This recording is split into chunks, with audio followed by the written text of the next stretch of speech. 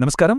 మన ఫిట్నెస్ జర్నీలో, డైట్ ప్లాన్లో ఎక్కడ చూసినా ప్రోటీన్ అనే మాట మనకు పదే పదే వినిపిస్తూనే ఉంటుంది.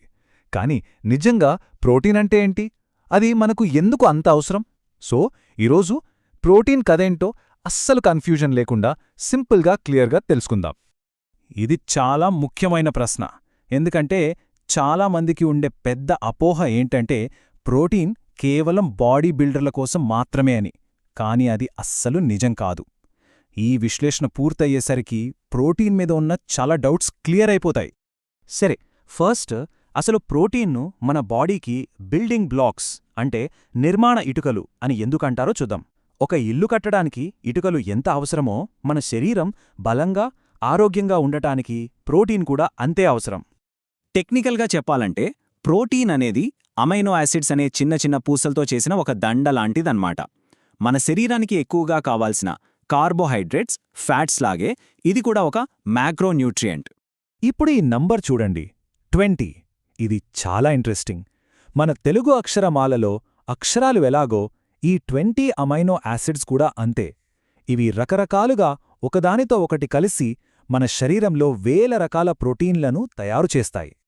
ఆ 20లో ఈ 9 అనే నెంబర్ చాలా చాలా ఇంపార్టెంట్. వీటిని ఎసెన్షియల్ అమైనో యాసిడ్స్ అంటారు. ఎందుకంటారా? ఎందుకంటే మన శరీరం వీటిని సొంతంగా తయారు చేసుకోలేదు. మనం ఖచ్చితంగా తినే తిండి నుంచే వీటిని పొందాలి. మిగిలిన 11 అమైనో యాసిడ్స్ని మన బాడీయే తయారు చేసుకోగలదు. సరే, ప్రోటీన్ అంటే ఏంటో తెలిసింది. కానీ ఇక్కడే ఒక చిన్న ట్విస్ట్ ఉంది. అన్ని ప్రోటీన్లు ఒకేలా ఉండవు. వాటి నాణ్యతను బట్టి వాటి విలువ మారుతుంది. అదేంటో ఇప్పుడు చూద్దాం. సింపుల్గా చెప్పాలంటే కంప్లీట్ ప్రోటీన్ అనేది అన్ని ముక్కలు ఉన్న ఒక పర్ఫెక్ట్ పజిల్ లాంటిది. అదే ఇన్కంప్లీట్ ప్రోటీన్లో కొన్ని ముక్కలు మిస్సింగ్ అన్నమాట. మన బాడీ సరిగ్గా పనిచేయాలంటే ఆ 9 ముక్కలు ఒకేసారి అందాలి.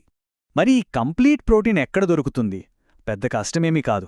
ఎక్కువగా యానిమల్ సోర్సెస్లో, అంటే గుడ్లు, చికెన్, చేపలు, పాల ఉత్పత్తిలో దొరుకుతుంది.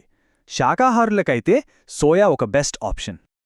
అయ్యో, మరి బియ్యం, గోధుమలు, పప్పుధాన్యాల్లో ఉండే ప్రోటీన్ సంగతేంటి?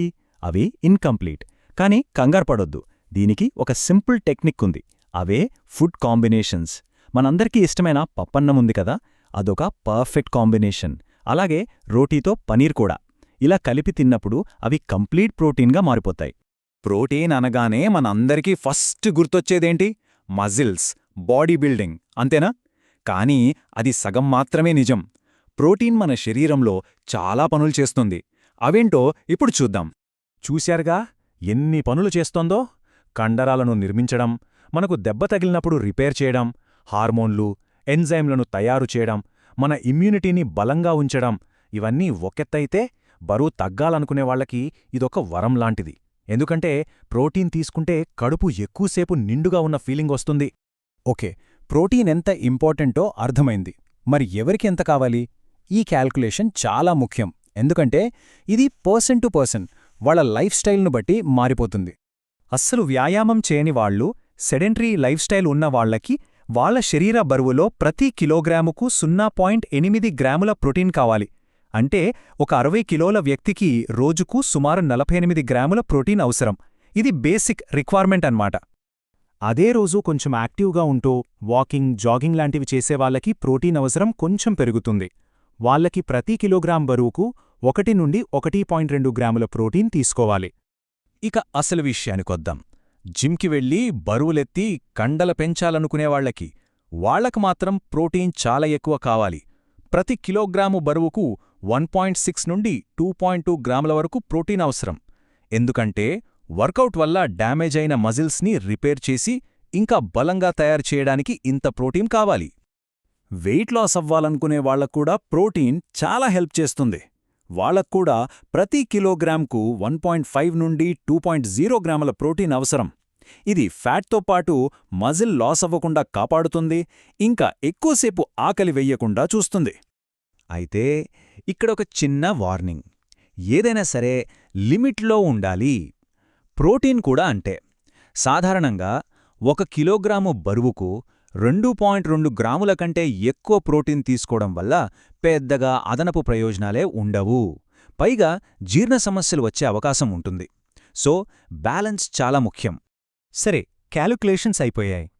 ఇప్పుడు ఆ ప్రోటీన్ను మన ప్లేట్లోకి ఎలా తెచ్చుకోవాలో చూద్దాం. ఏ ఫుడ్స్లో ప్రోటీన్ ఎక్కువగా ఉంటుందో తెలుసుకుందాం. వెజిటేరియన్స్కి ఆప్షన్స్ తప్పు అని ఫీల్ అవ్వాల్సిన పనే లేదు. చూడండి, మన సోయా చంక్స్ ఒక ప్రోటీన్ పవర్ హౌస్.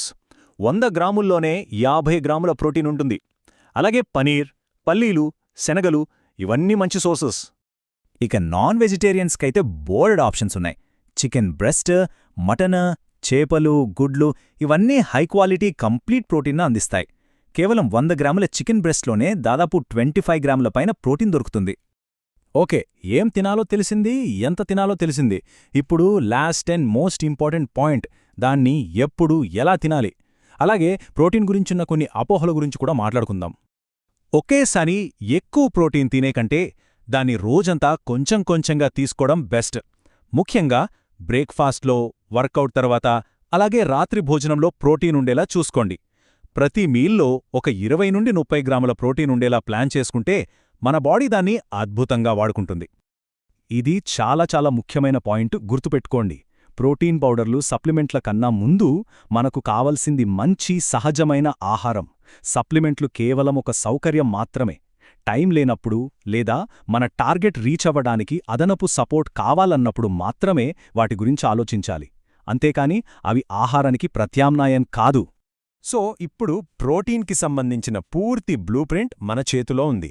దాన్ని ఎలా, ఎంత, ఎప్పుడు వాడాలో తెలిసింది. ఈ బిల్డింగ్ బ్లాక్స్తో మనం ఎలాంటి స్ట్రాంగ్ అండ్ హెల్దీ బాడీని నిర్మించుకుందాం, ఆ నిర్ణయం, ఆ ప్లానింగ్ మనదే.